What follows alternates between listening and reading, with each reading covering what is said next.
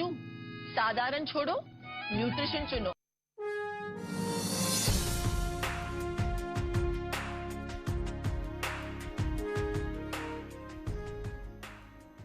और अब खबरें विस्तार से। उत्तराखंड की स्थापना के आज 21 साल पूरे हो गए हैं। पूरे प्रदेश में आज धूमधाम से राज्य स्थापना दिवस का जश्न मनाया गया। देहरादून में सबसे पहले सीएम शहीद स्मारक पहुंचे, शहीदों को श्रद्धांजलि दी। उनके साथ प्रदेश अध्यक्ष मदन कौशिक और कैबिनेट मंत्री बंशीधर भगत भी मौजूद थे। स्थापना दिवस पर मुख्य कार्यक्रम पुलिस लाइन में किया गया। मुख्यमंत्री ने इस दौरान शहीदों को याद किया और राज्यवासियों के लिए कई ऐलान भी किए। इस बार सरकार ने उत्तराखंड गौरव पुरस्कार की भी शुरुआत की है। जल्द ही प्रदेश की 5 विभूतियों को सम्मानित किया जाएगा। पुष्कर धामी सरकार राज्य स्थापना दिवस को इस बार उत्तराखंड महोत्सव के रूप में मना रही है, जो 7 दिनों तक चलेगा। महोत्सव के तहत गांव से लेकर राजधानी तक अलग अलग कार्यक्रम आयोजित किए जा रहे हैं। आज घोषणा करता हूं कि उत्तराखंड राज्य आंदोलनकारियों को जिनको 31 रुपए पेंशन प्राप्त हो रही थी, उसको बढ़ाकर 4500 रुपए और तथा जिनको 5000 रुपए पेंशन प्राप्त हो रही थी, उसको बढ़ाकर 6000 रुपए किया जाएगा। राज्य के प्रत्येक जनपद मुख्यालय पर अध्ययनरत छात्राओं के शिक्षा को सुगम एवं सुविधायुक्त बनाने हेतु एक महिला छात्रावास का निर्माण किया जाएगा। राज्य में आवश्यकता अनुसार जनपद मुख्यालयों पर कामकाजी महिलाओं के लिए महिला छात्रावास का निर्माण किया जाएगा। देहरादून एवं हल्द्वानी में नशा मुक्ति केंद्र की स्थापना की जाएगी। राज्य में इंस्टीट्यूट ऑफ अर्बन डेवलपमेंट की स्थापना की जाएगी। कोविड-19 में सराहनीय कार्य के दृष्टिगत एनएचएम के कर्मियों को 10,000 की एकमुश्त प्रोत्साहन धनराशि प्रदान की जाएगी। वहीं पुलिस लाइन में आयोजित कार्यक्रम में कई तरह के करतब भी देखने को मिले। जवानों ने इस दौरान कई करतब दिखाए। कई जवान बाइक से करतब करते दिखे। घोड़ों के भी करतब कार्यक्रम के दौरान देखने को मिले।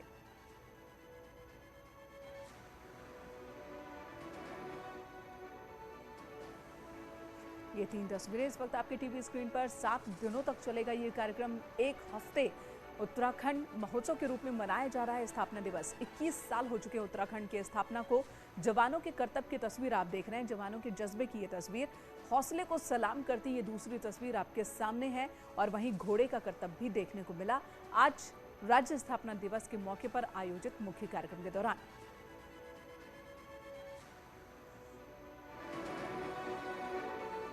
और राज्य स्थापना दिवस आज ग्रीष्मकालीन राजधानी गैंडसैंण स्थित भराड़ीसैंण में भी धूमधाम से मनाया गया। सीएम पुष्कर सिंह धामी यहां भी पहुंचे। विधानसभा परिसर में आयोजित रैतिक परेड की सलामी ली उन्होंने। साथ ही शहीद हुए आंदोलनकारियों को नमन किया। इस दौरान सीएम ने करोड़ों की 99 विकास योजनाओं का लोकार्पण और शिलान्यास किया। सीएम ने चमोली को सौगात देते हुए आदि बद्री और घाट को नगर पंचायत बनाने का ऐलान किया। साथ ही प्राथमिक स्वास्थ्य केंद्र नारायण बगड़ का सीएचसी बनाने की घोषणा की है। वहीं गैंडसैंण नगर पंचायत के लिए 1.25 करोड़ का बजट भी स्वीकृत किया गया। हमारी सरकार ने इसको घोषित किया है और हर दृष्टि से हमारी भावना का केंद्र बिंदु है। हम सब लोगों के मन का एक केंद्र बिंदु ऐसा है कि जहाँ सारे उत्तराखंड वासियों का जो भावनाएं हैं, उनकी संभावनाएं हैं। गैरसैंण है और गैरसैंण ग्रीष्मकालीन राजधानी घोषित हुई है। निकट भविष्य में हम इसके हर प्रकार से सर्वांगीण विकास के लिए काम करेंगे। यहाँ पर जो भी घोषणाएं हमने करी हैं, उनको हम जल्द से जल्द धरातल पर उतारेंगे। और 21वीं सदी का तीसरा दशक 21 साल के हो चुके उत्तराखंड का होगा। प्रधानमंत्री नरेंद्र मोदी की इसी बात को मुख्यमंत्री पुष्कर सिंह धामी ने लक्ष्य बनाकर 2025 तक विकास का एक टारगेट रखा है। देखिए ये रिपोर्ट।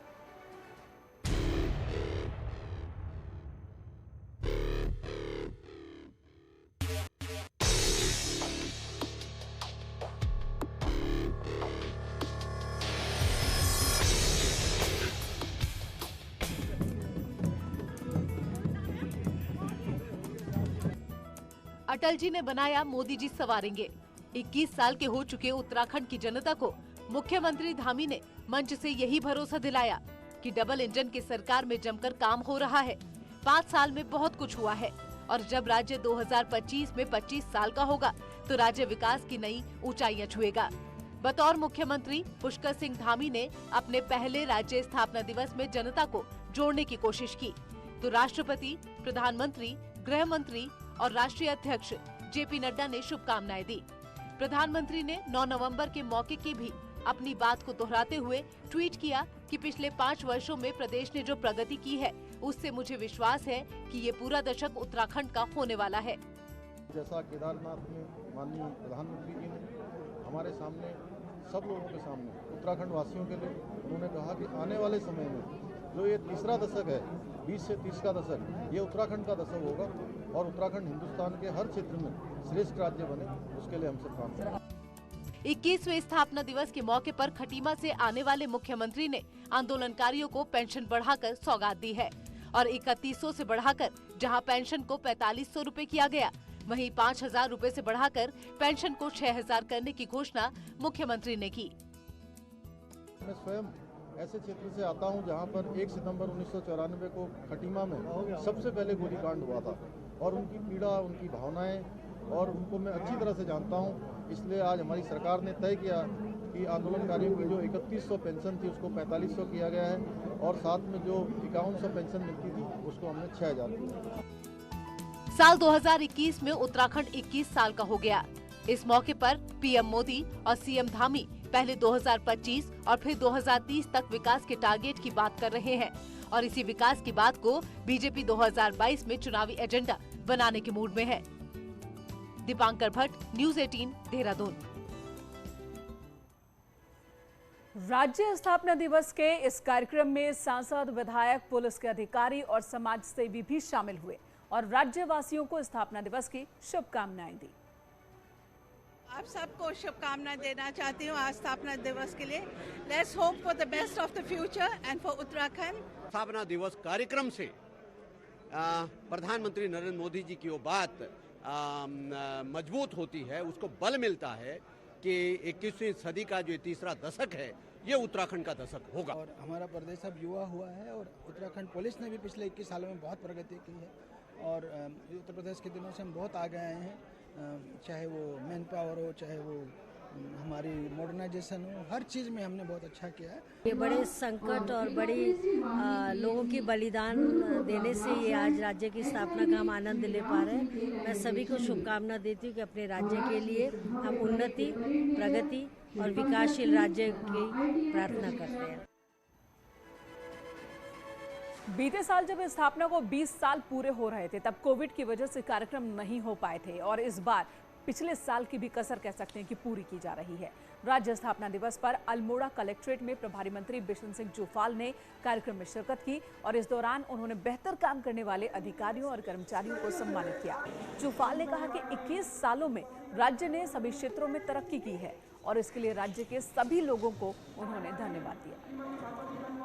21 साल में औद्योगिक क्षेत्र में और वैज्ञानिक क्षेत्र में, तकनीकी क्षेत्र में, आर्थिक क्षेत्र में देश जो था राज्यों में अग्रिम पंक्ति में खड़ा रहा।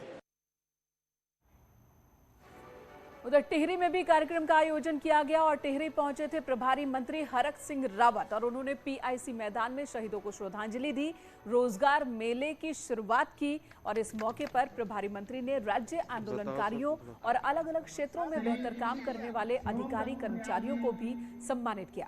अलग अलग स्कूली बच्चों की ओर से सांस्कृतिक कार्यक्रम की प्रस्तुति की गई।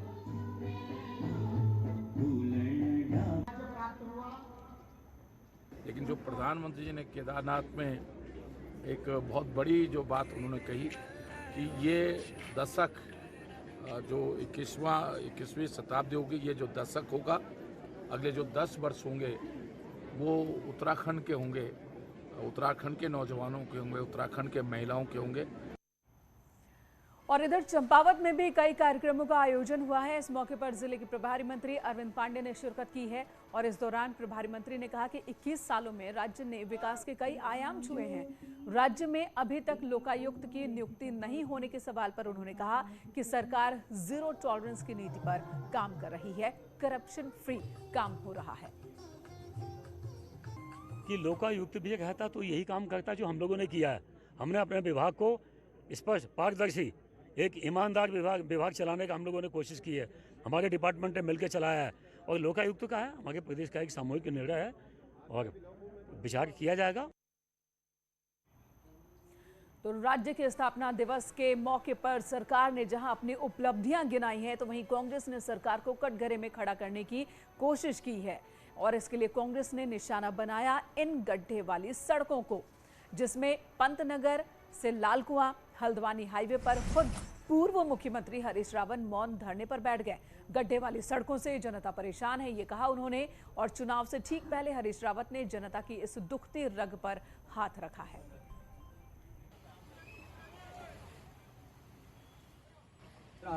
सरकार की एक बड़ी विफलता, सड़कें शुरू हो गई, कब की शुरू होगी सड़क, और वो सड़क आज भी गड्ढा दिखाई दे रही है और उसका निर्माण नहीं कर पा रहे हैं, उसको आगे नहीं बढ़ा पा रहे हैं। हमने जिन इंफ्रास्ट्रक्चर्स को बनाया उनको ये ठीक से मेंटेन नहीं कर पा रहे हैं। बहुत साल से ये खराब है सड़क, जब से हमको 2-4 साल से हम देख रहे हैं इसकी हालत बहुत बुरी है सड़क की। पहाड़ जितने खूबसूरत हैं उससे कहीं ज्यादा स्वाद यहाँ के व्यंजनों में है, और मौका अगर फूड फेस्टिवल का हो तो ये स्वाद दोगुना हो जाता है। तो चलिए पहाड़ के जायके का हम भी आनंद लें। नैनीताल में फूड फेस्टिवल में टूरिस्ट ने पहाड़ी खान पान का जमकर लुत्फ उठाया। फूड फेस्टिवल के दौरान पहाड़ के अलग अलग व्यंजनों को परोसा गया, जिसमें मड़ुए की रोटी, पहाड़ी रायता, भांग की चटनी, चुड़कानी भात, गहत दाल लोगों को खूब पसंद आई।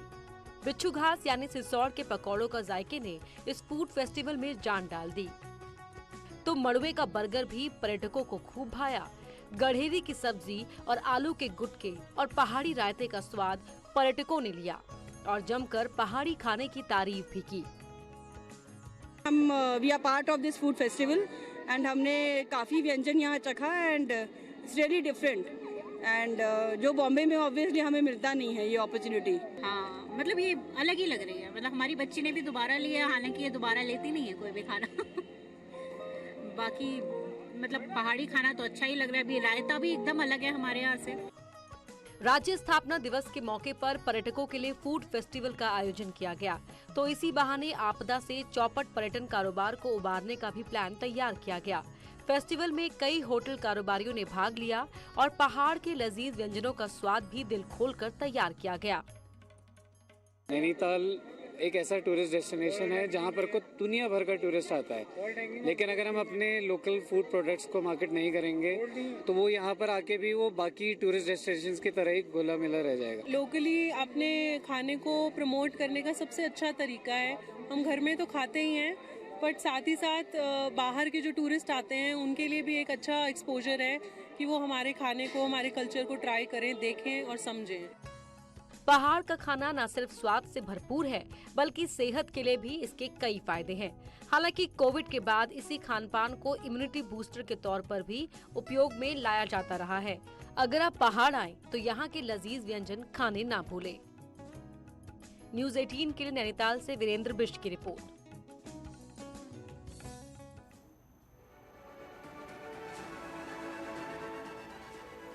रुकेंगे एक ब्रेक के लिए, तुरंत लौटते हैं।